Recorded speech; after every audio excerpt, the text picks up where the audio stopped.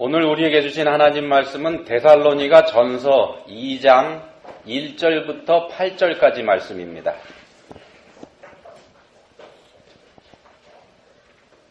한 목소리로 읽겠습니다. 형제들아, 우리가 너희 가운데 들어간 것이 헛되지 않은 줄을 너희가 친히 아나니, 너희가 아는 바와 같이 우리가 먼저 빌립보에서 고난과 능력을 당하였으나 우리 하나님을 힘입어 많은 싸움 중에 하나님의 복음을 너희에게 전하였노라. 우리의 권면은 간사함이나 부정에서 난 것이 아니요 속임수로 하는 것도 아니라 오직 하나님께 옳게 여기심을 입어 복음을 위탁받았으니 우리가 이와 같이 말함은 사람을 기쁘게 하려 함이 아니요 오직 우리 마음을 감찰하시는 하나님을 기쁘시게 하려 함이라. 너희도 알거니와 우리가 아무 때에도 아첨하는 말이나 탐심의 탈을 쓰지 아니한 것을 하나님이 증언하시느니라.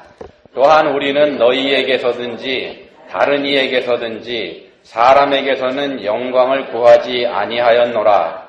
우리는 그리스도의 사도로서 마땅히 권위를 주장할 수 있으나 도리어 너희 가운데 유순한 자가 되어 유모가 자기 자녀를 기름과 같이 하였으니 우리가 이같이 너희를 사모하여 하나님의 복음뿐 아니라 우리의 목숨까지도 너희에게 주기를 기뻐함은 너희가 우리의 사랑하는 자 됨이라. 아멘. 네, 올해는 종교개혁 500주년 되는 해입니다. 정확하게 500년 전인 1517년 10월 31일에 독일의 마르틴 루터가 로마 카톨릭의 부패와 타락을 비판하는 95개조의 반박문을 비텐베르크 대학교 정문에다 내다 걸면서 종교개혁이 시작됐습니다. 하나님 말씀인 성경보다 더 위에 군림하고 있는 카톨릭 교회를 비판하면서 성경을 최고의 권위에 올려놓았었습니다. 그래서 10월의 마지막 주일인 오늘이 우리 개신교회가 종교개혁주일로 지키는 날입니다. 500주년 기념주일입니다. 루터의 나라 독일, 이 종교개혁의 나라죠. 종교개혁이 시작됐으니까. 그리고 문화와 교양이 깊은 나라 이렇게 인정받습니다. 괴테, 칸트, 헤겔, 바하, 베토벤 누구나 다 아는 사람들이 전부 다 독일 사람들입니다. 그런데 그런 독일의 교회가 히틀러의 나치 정권에 협조했습니다.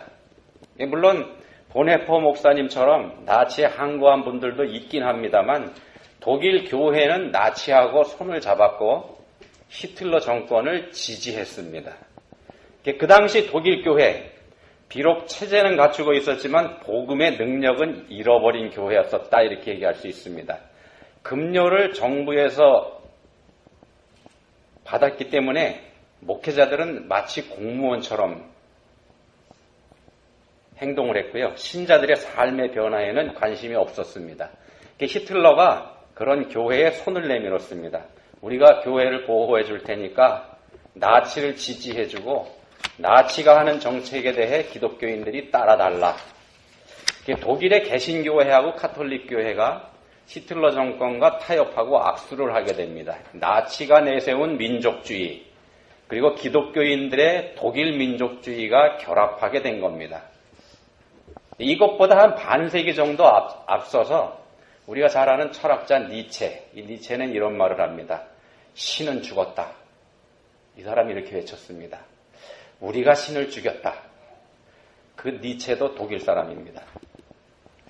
2차 대전이 끝난 후에 독일 루터교회의 마르틴 니멜러 목사라고 하는 분이 전쟁 책임 고백서라는 책을 썼습니다.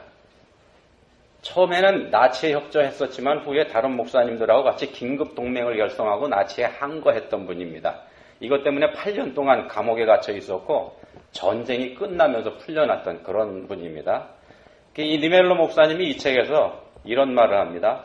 전쟁의 책임은 히틀러에게만 있는 것이 아니라 목사인 나에게 있다. 이런 충격적인 고백을 이 책에서 합니다. 이 니멜로 목사, 이분이 옥에 갇혀 있을 때 7번이나 똑같은 꿈을 꿨다 그럽니다. 똑같은 꿈을 7번이나 꿨답니다. 어떤 꿈이냐 하면요. 수많은 사람들이 하나님의 심판대 앞에서 자기 차례를 기다리는 꿈입니다. 심판대에 서는 순서를 기다리는 거죠.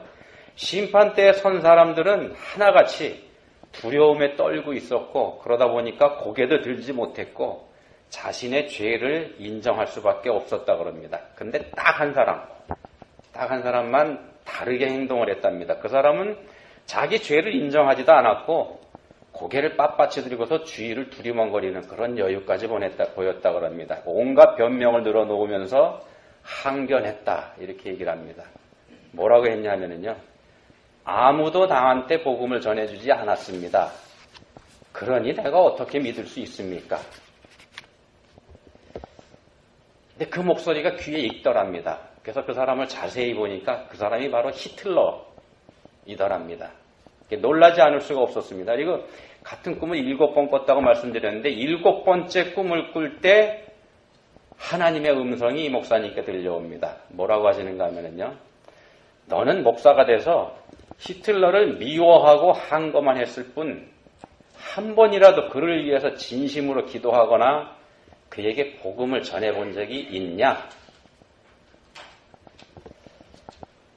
데살로니가는요, 바울 사도가 2번째 전도 여행 때 찾아갔던 곳이죠. 그렇지만 바울이 데살로니가에 머물렀던 날짜는 3주 정도밖에 되지 않습니다. 사도행전 17장 2절에 보시면은 바울이 유대인 회당에서 복음을 전한 게 새 안식일이었다. 안식일 3번을 지나갔다는 거죠. 이렇게 증거를 합니다. 그리고 예수님을 그리스도라고 증거하는 바울이 못마땅해서 유대인들이 바울을 쫓아내버립니다. 쫓겨납니다. 데살로니가에서. 데살로니가를 찾았을 때의 바울, 빌립보에서 억울하게 매를 맞고 옥에 갇혔다가 등 떠밀리다시피 그 빌립보에서 나온 직후였었습니다. 그리고 빌립보에서 곧바로 데살로니가로 갔었던 겁니다. 이때의 바울, 빌립보에서 얻어맞은 상처가 채 아물지도 않은 상태였었다는 겁니다. 본문 2절에서 바울이 이렇게 말하는 이유입니다. 너희가 아는 바와 같이 우리가 먼저 빌립보에서 고난과 능력을 당하였으나 이 말을 그래서 하는 겁니다. 근데 데살로니가에서도 그 상처를 제대로 치료도 못한 채 또다시 쫓겨나고 만 겁니다. 그 어려운 상황에서도 열심히 하나님의 복음을 전했는데도 말입니다. 사도행전 17장 보시면은 이때 바울이 얼마나 급하게 데살로니가를 빠져나왔는지 알 수 있습니다. 급하게 데살로니가에서 도망쳐 나왔고 그러고 이제 급하게 찾아간 데가 베레아라고 하는 곳입니다. 근데 데살로니가에 있는 유대인들, 바울을 쫓아냈던 유대인들이 거기까지 쫓아와서 바울을 핍박합니다. 얼마나 급했던지 자신하고 일행인 실라와 디모데 이 사람들까지 내버려둔 때 혼자서만 아덴으로 급하게 도망가는 멀찌감치 황급히 도망간 걸 우리가 볼 수가 있습니다. 그만큼 바울이 데살로니가에서 전도했던 일, 이거 쉽지 않았던 겁니다. 전도한 시간도 굉장히 짧았었습니다. 그런데도 데살로니가는 바울의 전도 여행 중에서 손꼽히는 열매가 맺힌 지역에 속합니다. 어떤 분들은 첫 번째 손가락을 꼽기도 합니다. 전도는 하나님께서 하신다는 거 우리가 이걸 통해서도 알 수가 있는 부분입니다. 본문 1절에서 바울이 고백하지 않습니까? 우리가 너희 가운데 들어간 것이 헛되지 않았다 이렇게 말입니다. 결코 헛되지 않았다는 거 바울이 인정을 합니다. 자, 바울 사도가 이처럼 헛되지 않았다 이런 말을 할 수 있었던 이유 그 분명합니다. 비록 자신이 어렵고 힘든 가운데서 아주 짧은 기간만 방문한 도시였지만 그럼에도 그 데살로니가에 하나님의 교회가 세워졌고 그 교회가 바울 사도하고 계속 연결되어 있었기 때문에 이런 말을 할 수가 있습니다.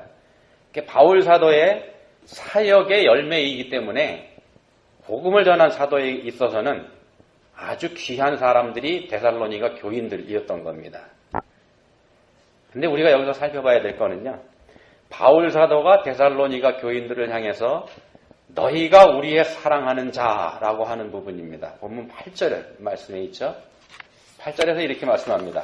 우리가 이같이 너희를 사모하여 하나님의 복음뿐 아니라 우리의 목숨까지도 너희에게 주기를 기뻐함은 너희가 우리의 사랑하는 자 됨이라.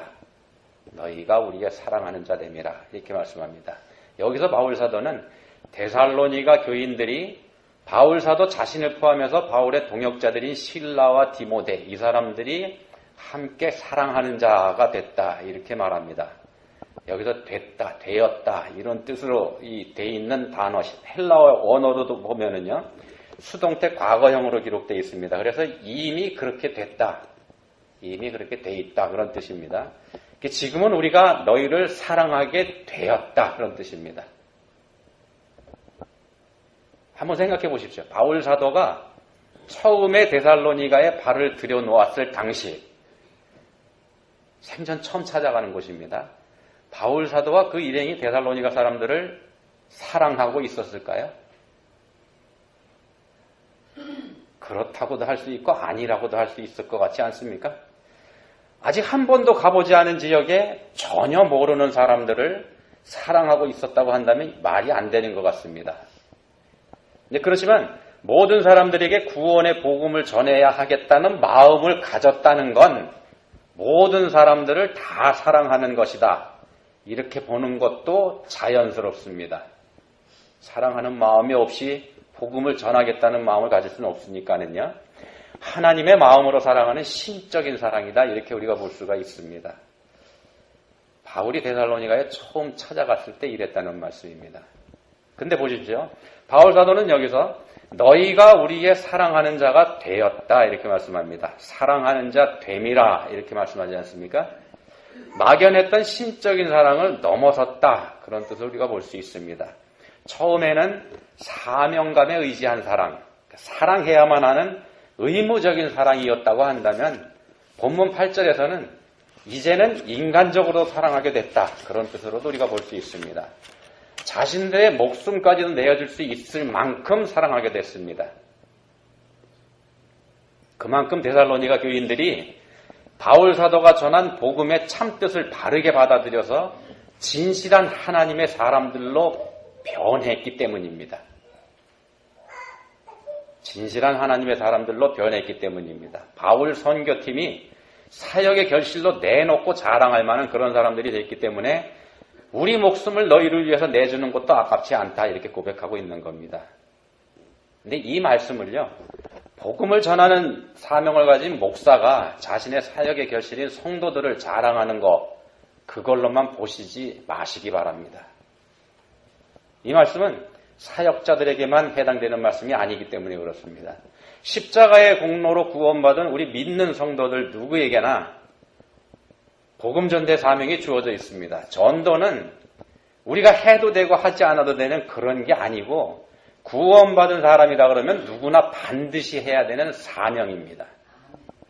우리가 그런 사실을 잘 알고 있기 때문에 전도에 대한 부담을 갖고 있는 것도 사실이죠. 따라서 사명이 있는 우리 각자의 입장에서 이 말씀을 보아야 된다는 말씀입니다. 나하고 상관없는 말씀이다 이렇게 보지 마시라는 겁니다. 바울 사도하고 그 일행은 데살로니가 교인들을 위해서라면 자신의 생명도 아깝지 않다 이렇게 생각할 만큼 됐습니다. 표면적인 이유는 자신들의 전도의 열매이기 때문에 그렇습니다. 자신들이 전도해서 마친 열매니까는요. 장차 하나님 앞에 자기들이 섰을 때 이 사람들 때문에 하나님께서 나한테 상을 주실 거다. 이런 믿음도 있고 기쁨도 있죠. 그래서 빌립보에서 당했던 고난 그거 이미 잊어버렸습니다. 데살로니가의 복음을 전했던 일 전혀 후회가 되지 않는 겁니다. 오히려 자랑스럽습니다. 그들에게 복음을 전해주기를 참 잘했다. 이렇게 생각하게 되었다는 겁니다. 자, 그러면 이 사람들이 어떻게 해서 이런 결실을 맺을 수 있었을까? 바꿔 말씀드리면요. 우리는 왜 전도의 결실을 맺을 수 없을까? 왜 내가 전도한 사람을 나는 이 사람들처럼 자랑할 수도 없고 그 사람 위해서 내가 생명을 내줘도 아깝지 않다는 생각을 도저히 할 수 없는 걸까? 이 본문에서 우리가 그 이유를 찾아볼 수가 있습니다. 우리가 하나님을 기쁘시게 하려고 하지 않았기 때문입니다. 우리가 하나님을 기쁘시게 해드리려고 하지 않았기 때문입니다. 전도하는 마음 속에 하나님을 기쁘시게 해드리려는 마음이 없는 것, 이게 우리하고 바울의 차이입니다. 한번 생각해 보십시오. 우리 왜 전도합니까? 우리가 왜 전도합니까? 첫 번째는 그게 의무이기 때문에 하죠. 앞에서도 말씀드린 것처럼 구원받은 우리에게 전도 반드시 해야만 하는 사명이기 때문에 우리가 합니다. 전도하는 것이 즐겁고 기쁘기보다는 부담이 되는 경우가 더 많다는 말도 됩니다. 물론 구원받은 게 너무 기쁘고 너무 감사해서 그 기쁨을 다른 사람들에게도 꼭 전해주고 싶고 나눠주고 싶은 그런 마음을 가지고 그 마음을 억제하지 못해서 전도하는 경우도 물론 있습니다. 그런 경우라면 좋습니다. 그렇지만 불행하게도 요즘 우리 기독교인들에게서 그런 모습을 찾아보기가 굉장히 어렵습니다. 그렇지 않습니까? 왜 그럴까요? 본문 3절 한번 보시기 바랍니다. 우리의 권면은 간사함이나 부정에서 난 것이 아니요 속임수로 하는 것도 아니라. 바울 사도는 데살로니가 교인들에게 권면했습니다. 뭘 권면했을까요? 예수 그리스도를 믿으라는 믿음의 권면도 물론 여기에 포함되어 있습니다. 그렇지만 믿음이라고 하는 게요, 그렇게 권한다고 해서 곧바로 갖게 되는 그런 거 아니지 않습니까? 그렇다면 전도가 쉽죠.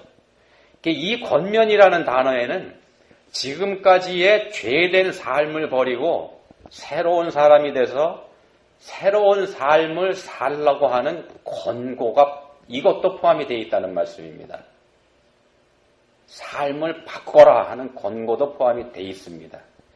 3절에서 자신들의 권면이 간사함, 부정, 속임수 여기서 나온 게 아니라는 말씀을 하고 있는데 복음 자체가 속임수가 아니라 이런 말씀도 됩니다만 삶 전체를 포함해서 하는 말이기도 합니다. 복음을 전하는 사도들이 그들에게 복음을 전하면서 보여주었던 삶의 모습, 그 삶의 모습이 그들을 속이기 위한 것이 아니었다는 말입니다. 데살로니가 교인들 입장에서 한번 생각해 보십시오. 어느 날 갑자기 이상한 사람들이 나타났습니다. 그리고 어느 날 갑자기 나타난 이상한 사람들이 듣도 보도 못한 예수라는 분이 구원자다. 그렇게 하면서 그분을 믿어야 한다. 이런 얘기합니다. 그 말을 들은 데살로니가 사람들이 곧바로 그 말을 믿을 수 있었겠습니까? 쉽지 않은 일입니다. 그래서 이런 사람들을 변화시키는 게 바울 사도와 그 일행의 삶의 모습이라는 겁니다. 복음이라는 것을 전해주는 사람들에게서 뭔가가 보여야 된다는 말씀입니다. 바울 사도와 그 일행이 바로 이걸 보여준 겁니다. 바울이 말합니다. 우리의 그 모습이 당신들을 속이려고 하는 거짓도 아니었고 당신들의 비위를 맞추기 위한 간사함에서 나온 것도 아니고 당신들을 어떻게 해서든지 우리 편 만들려고 수단 방법을 가리지 않은 부정한 방법도 아니었다.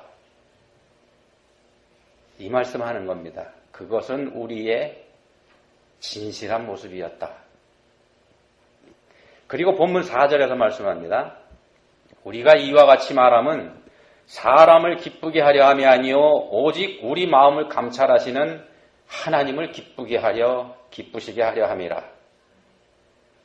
우리가 진실했다고 이렇게 자신 있게 말할 수 있는 거, 이건 우리들의 마음을 보시는 하나님 앞에서 우리가 이 일을 했기 때문이라는 겁니다. 마음을 보시는 하나님 앞에서 했습니다. 전능하신 하나님을 속일 수는 없지 않습니까? 바울 사도는 하나님을 기쁘시게 해드리는 일념으로 복음을 전했습니다. 하나님 앞에서 복음을 전한 겁니다. 거룩하신 하나님 앞에서 거짓말을 할 수 없습니다. 그래서 본문 5절에서는 하나님께서 증언하신다 이런 말까지 가미합니다. 그러면 보십시오. 이들에게서 어떤 모습이 보여야 할까요? 이들에게서 어떤 모습이 보였을까요? 하나님께서 보증해 주신다고 당당히 말하고 있는 바울 사도와 그의 선교팀, 이 사람들의 모습에서 뭐가 보여야 하겠습니까? 거룩입니다. 거룩.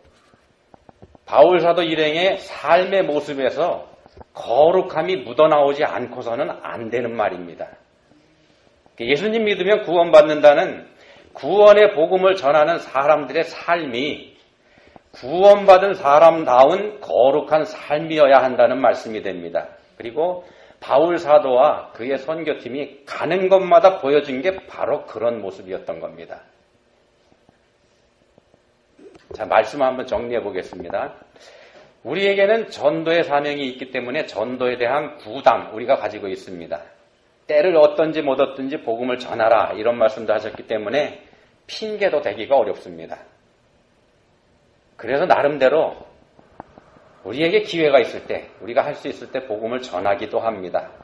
교회에 가자 이렇게 권해보기도 합니다. 그러나 결실은 없습니다. 왜 결실이 없겠습니까? 우리가 거룩하지 않기 때문입니다. 교회에 가자고 권해봐도 전혀 반응이 없는 건 권하는 우리에게 권능이 없기 때문이라는 말씀입니다. 평소에 아무것도 보여주지 못했기 때문이라는 말씀입니다. 교회 가본들 달라질 게 없으니 뭘 기대할 수 있겠냐는 생각을 하도록 우리가 만들었다는 말씀입니다.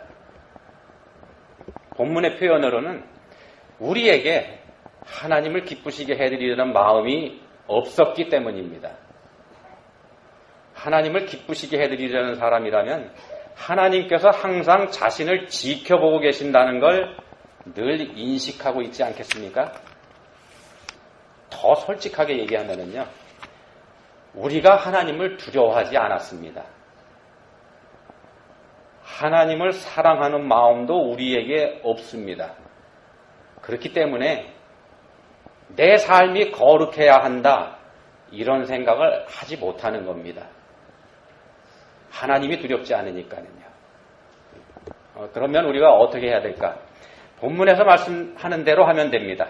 본문에서 가르쳐주는 대로 하면 됩니다.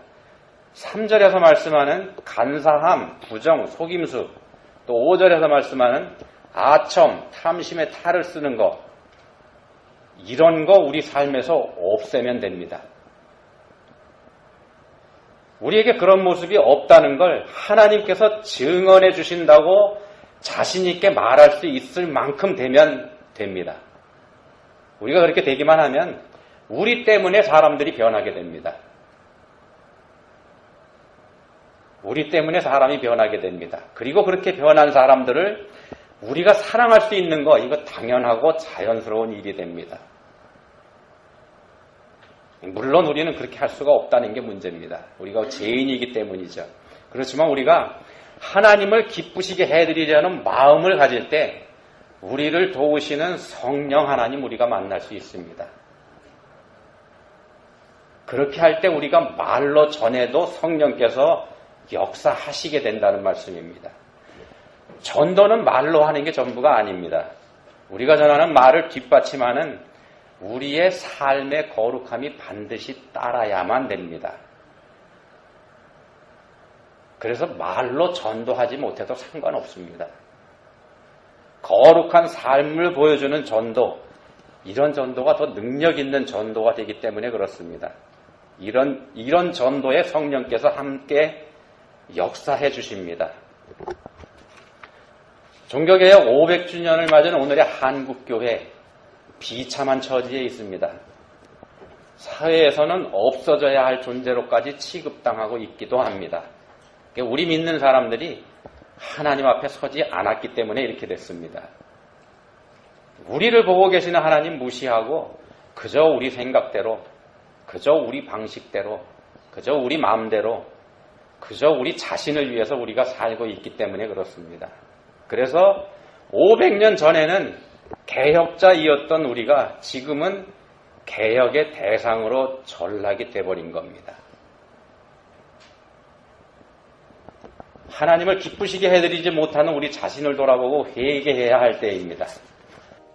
하나님 아버지, 500년 전에 하나님을 잘못 섬기는 걸 바로잡겠다고 하면서 태어난 우리 교회가 지금은 오히려 개혁의 대상이 되어 있다는 거 저희가 알고 있습니다.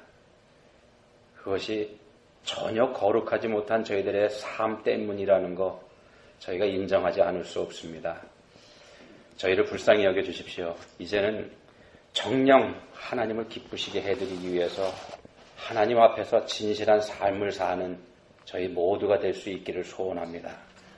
저희를 도와주십시오. 예수님 이름으로 기도합니다. 아멘.